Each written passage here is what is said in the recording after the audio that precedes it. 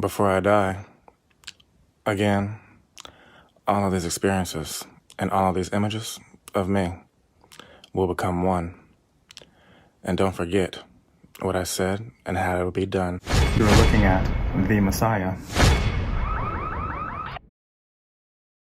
Do you remember that age-old question? Does life imitate art, or does art imitate life? Art imitates my life, my avatar life. There's no greater agony than bearing an untold story inside you.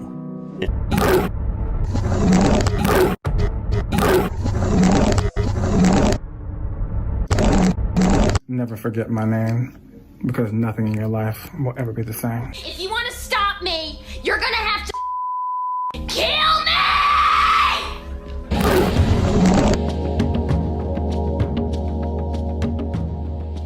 This is one of the paintings that inspired you for this. Well, I like the chaos, and she's obviously getting defensive. I mean, she has snakes. Yeah, she's lost very her mad. head. Yeah, yes. Really, kind of just wanted the spirit of like a Caravaggio painting, and I feel like Caravaggio paints intensity and chaos so well. This is profound because before then you had these legends like Medusa. Yeah. All right. How does Medusa work? How does that work? Well, when you look her in the eyes, she turns you to stone, basically. She turns you into stone. Because she's casting whatever from her eyes. From her eyes, correct. That's what you could only think that if you have no idea how vision works. The Medusa by Caravaggio is one of the strangest and unusual works of art, not only of the 17th century, but in the history of art of all times. We see Medusa still alive, but yet already with her severed head cut off from the body, painted on a shield. In fact, it is a real shield, an actual shield that, as you walk around, you can see would be even usable during a combat. It was never used, fortunately, therefore it is in a fantastic condition because of the convex surface.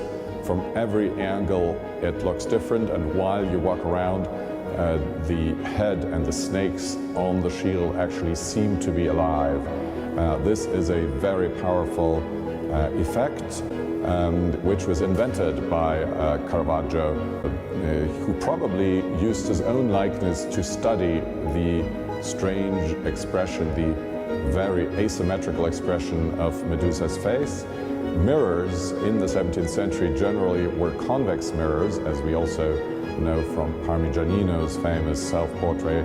The Medusa really stands out uniquely, and even today fascinates everyone, old and young, for this special quality. It was shown historically in the armory of the Medici, not in the paintings collection, and therefore it had an additional trompe-l'œil character, which made it the tree of life.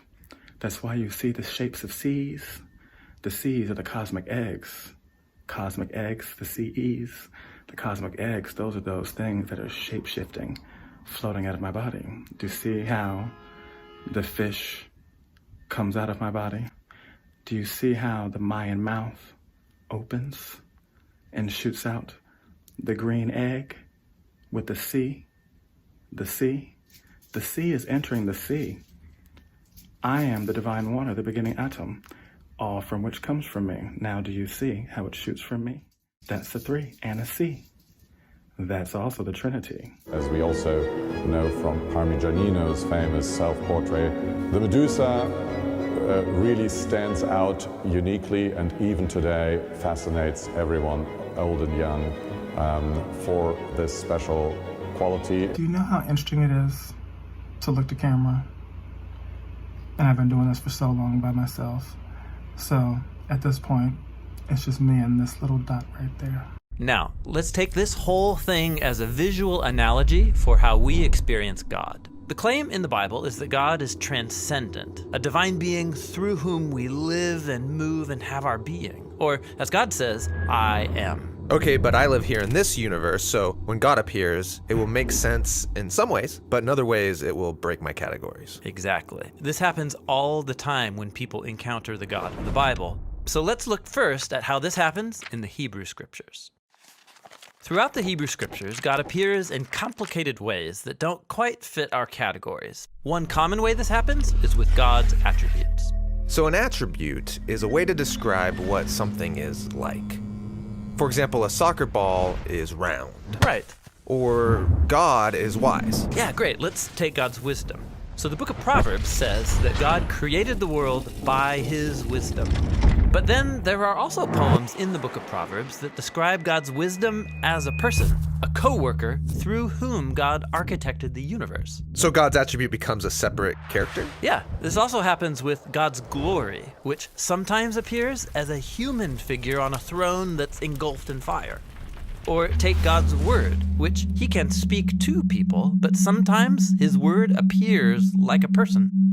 Wait, so God's attributes have become new little gods? No, the biblical authors believe there's only one all-powerful God. But they're comfortable talking about them as different characters. Yeah, this is part of the way that the biblical authors portray the one God's complex identity. They're God's attributes, and also distinct from God. Distinct from God, and also God. Yes.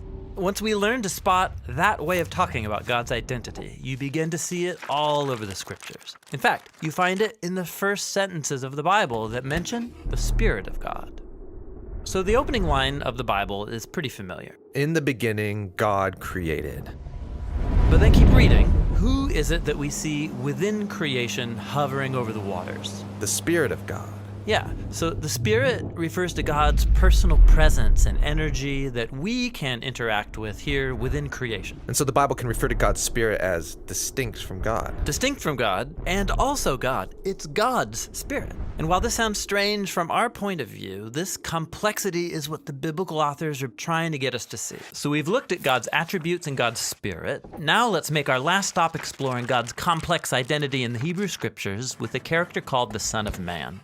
So in the Bible, there's only one God that people are to worship, which makes this story in the book of Daniel really surprising. Daniel has a dream about a human figure called the Son of Man, which means a member of humanity. And Daniel dreams about this human getting elevated on a cloud, up and then higher up. Up into God's space. Yes, and then this human sits at the right hand of God's heavenly throne, and all humanity worships this human alongside God. A human where I expect to see God. Yeah, this human is a part of God's identity. This vision is about the climactic hope of the whole biblical story. God and humanity become one so they can rule the world together as one. So the Son of Man is distinct from God and also God. Exactly.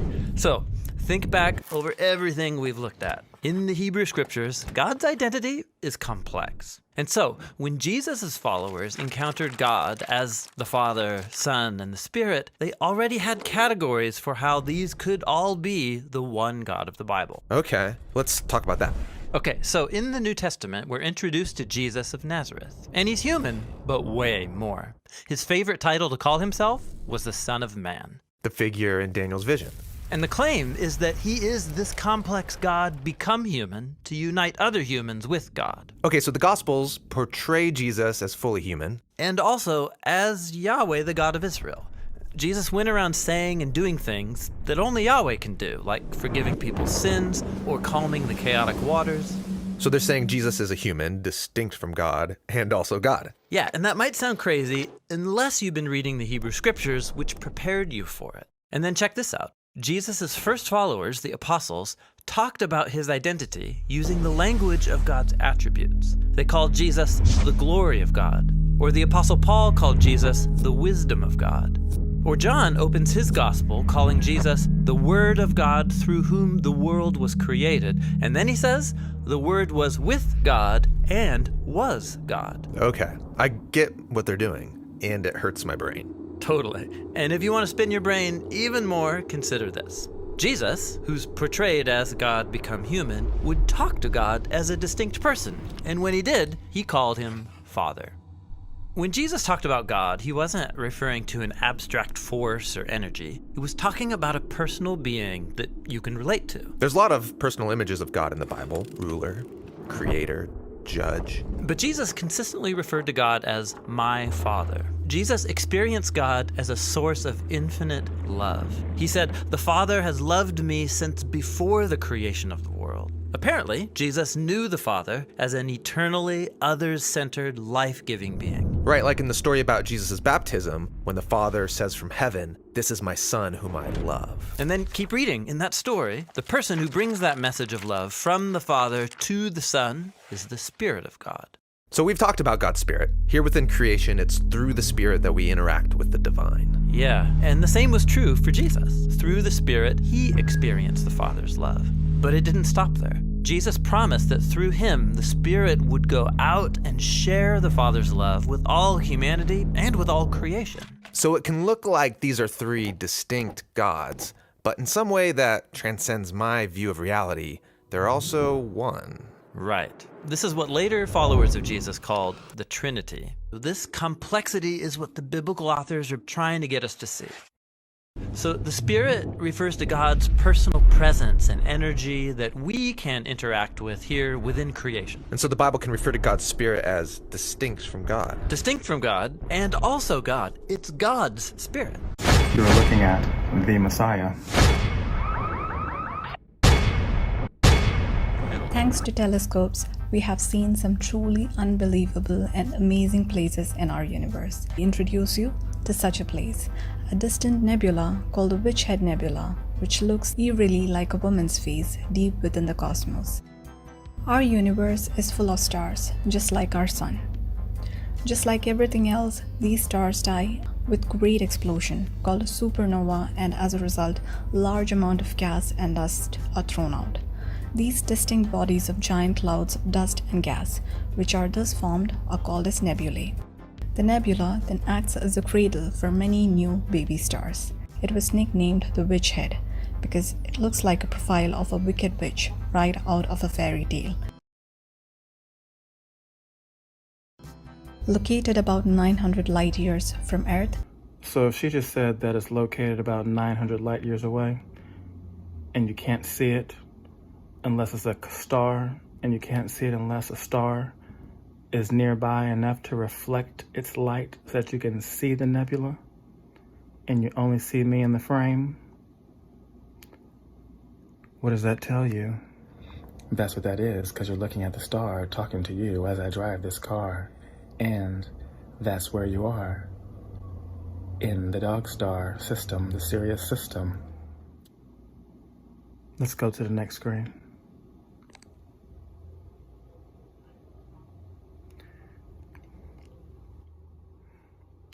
What are the odds that when I raise my arms up in the sky, that the face appears and the clouds part in the sky, showing you the face and her how high, the moon, showing you the twin within, and not too soon, a moon. And about 50 light years long, the Witch Head Nebula is a reflection nebula. It means that this giant cloud is illuminated by nearby stars. So the nebula is basically reflecting the light emitted by the stars. Now, if I just told you and showed you that I'm the dog star, as I zoomed into my soul and showed you my whole car. So Sirius, the dog star, God, the dog, the D-O-G, the dog, the God star. You understand the reverse of that? That's what that is, because you're looking at the star talking to you as I drive this car, and that's where you are. In the dog star system, the Sirius system. They say the Witch Head Nebula cannot be seen because it's... So when you see the planetarium's diagram and NASA's diagrams show you what the rainbows and colors of light look like when you're face on to the Milky Way, and you see me standing in front of the fire and it's reflecting it just like you see mirrored there, like an ire. Wires of an iron. Do you see inside her? What are the odds? How is that happening? Do you understand? My resurrection already happened. I've been saying it for a couple years now. So maybe a physicist or someone will open their ears and see how, and teach us all more as I show from the core. You see all my scruff looking rough? That's because the past couple weeks have been tough. Laying on the floor, settling the score, 444, opening the door. I know you think you're looking at that, but you're really looking at this. And most importantly, you're looking at this. Life would still never have formed without a complex series of processes inside stars that converted helium and hydrogen into heavier elements like carbon that form the basis of all living beings. There's a sort of obsession in physics, which is to try to unify things, to simplify complicated phenomena into one sort of single underlying phenomena. And that's true with the forces particularly. And unifying the different forces in physics has been a sort of ongoing quest since Maxwell unified electricity and magnetism in his equations back in the 19th century. So this is a rather confusing graph, unfortunately. I don't know why it's produced this way, but it's upside down. But basically what you've got here, this axis is the strength of the three different forces in the standard model, except they get stronger as you go down rather than going up. But don't worry about that too much. Now, if you do experiments and measure the strength of these forces, what you find, rather curiously, is that the strength of the forces change as you go higher and higher in energy. So that basically means if you have some collider and you bash particles into each other, the harder you hit them into each other, the forces, the strength of these forces alter, essentially. And what you see in the standard model, if you do experiments at higher and higher energies, and these are energies that are way higher than we can actually produce in an experiment, but this is done with theoretical calculations, you find that at some very, very high energy scale, there is a point where these three lines, the electromagnetic force, the weak force, and the strong force, sort of come together a bit, but not quite. If you introduce supersymmetry, these lines meet rather exactly at a particular place, labeled unification. And this suggests that with supersymmetry, these three forces are unified into some single overlying force, which possibly should be called the force. And so that's another reason for liking supersymmetry. It unifies these three apparently disparate forces into one. Actually, we've already unified these two. That's partly what the Higgs is involved in, but never mind about that. It's just a strong force. The other thing that reason to like supersymmetry is that we now double the number of fundamental particles to discover, so people like me are kept employed for a very long time. So that's good. Have you ever analyzed pictures or video of yourself and wondered how you were actually in the photo? So that's why ascension is so important to pay attention to as they're trying to create different verses and curses to make sure that you don't realize how much you are worth it. That's why things are the way they are. Like, what is going on here? Then I realized that when I saw myself projecting on my computer that day and I was so scared trying to figure out what it was, then I realized it was me driving my soul, since nobody realizes that's Pakal. The 8 ahau is how. And that's now, and that's the 10 card. X marks the spot. X marks the spot. Mark in the Bible. Mark in the Bible is the moon, do you understand? The moon is also what you see at my mirror, which is also the Holy Grail. That's why you see me connecting Lion of Judah, projecting from the side, Lion's Pride from the side at the 5-5, technically at the 4-4, because that's my 4-door, and that's the corridor. I don't know a single scientist who would disagree with the statement that the world is exceedingly ingenious. Not just mathematical, not just beautiful, not just elegant, but the manifestation of something truly extraordinary.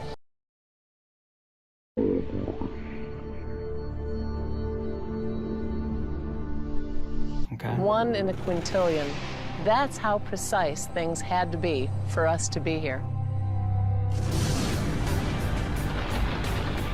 But even though the Big Bang was perfectly calibrated, intelligent life would never have formed if matter had spread evenly across the universe. So we needed slight irregularities in the distribution of matter in the universe. Had those irregularities been much smaller, stars and galaxies wouldn't have formed. Had they been much larger, everything would have collapsed. But even with the right distribution of matter throughout the universe, how could this extraordinary fine-tuning of the universe be anything less than unmistakable evidence of a divine creator. Most physicists' take on this is actually not to go in that direction. When you see something that's finely tuned in physics, it usually means there's a mechanism that you don't yet understand that is playing a role there. That's why I am thee, and why I'm allowing you to see. But the Witch Head Nebula is extremely difficult to spot, even with the telescope, as it is very faint. The nebula has a distinct blue color, partly due to the blue color of its star, and partly as a result of dust particles within the nebula, reflecting blue light more efficiently than the red. A similar process is responsible for making our sky appear blue. Such a wonderful nebula. The universe never ceases to surprise us. As they say, the universe is infinite, and so is its innumerable wonders. Last take I didn't get to do what I meant to do. Hey you guys, welcome to the channel. This is Universe Soul University, where I teach you about your soul. Not about yourself, about your soul. One day, this will be your campus, where it looks like a spa. That way you can know who you are. Yeah. Because your soul is the only way that you'll be whole. And the way that you can be whole is by knowing how to communicate with your soul. And how am I going to do that? By walking you through my reincarnation experience. That way you know where to go. Showing you all the things you've never seen. And super clean without a green screen. You catch that? So, back to your welcome package. And this one's for the cynical, so I'm keeping it minimal. If you lie to your eyes, the truth will remain in disguise. Watch me control the smoke, and try not to do what I just said. The transmutation process is the smoke that you see swirling before my face. Swirling before my face. Swirling before my face. As this swirl continues to spiral, and becoming a thunderstorm across your screen, now clearing the way for my conversation.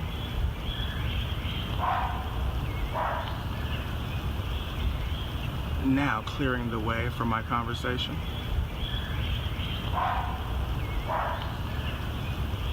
Tradition tells us that the army of the Messiah is not to come from heaven, but is to arise from inner earth. That's why I'm sublime.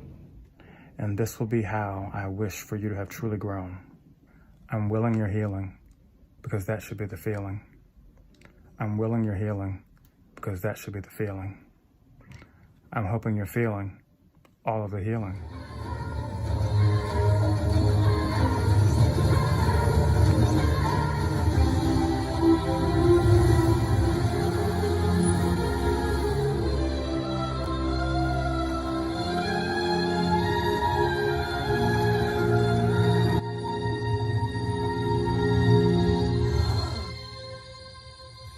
This is what it looks like when you're the Serpent King, the creator, and your workers drop the meteorite so that you get more of your memory back, making sure that it lands looking just like you.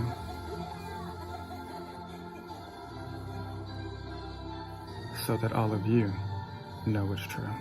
Because as you can see, I do. Catch up.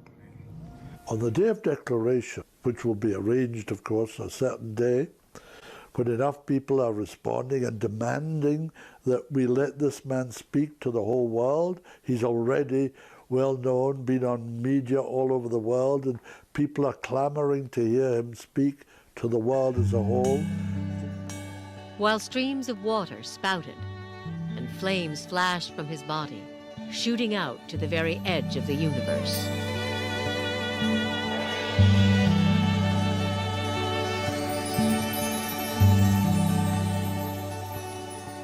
That'll remind you again who it is you're speaking with. Krishna or Maitreya Buddha or the Christ, the Messiah. All these names apply to him. And most people are going to learn things that they've been waiting to know for so long. Because I am the intersection of religion and science. the actual intersection. You're looking at it.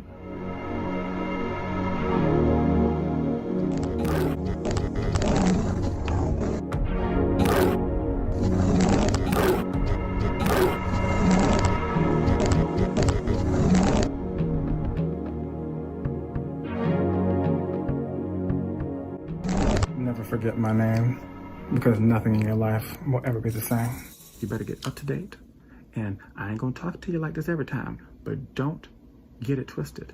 I'm gonna give it to you just like this whenever I need to. Because if you ain't paying attention and you sitting there praying in the wrong direction, if you are not paying attention to all the opposites that they have laid in front of you, and if you don't back it up and see what the hell I've been talking about from the get-go, because that's what they've been trying to keep you from. That's why they pulled all those different things out the Bible. That's why they don't talk about that in reincarnation. That's why they don't even know no good about this and the third.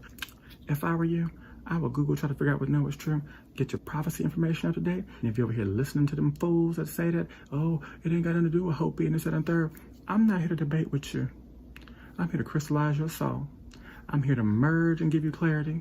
And if that's a problem for you, carry on. Because all of that is on me and temporarily free.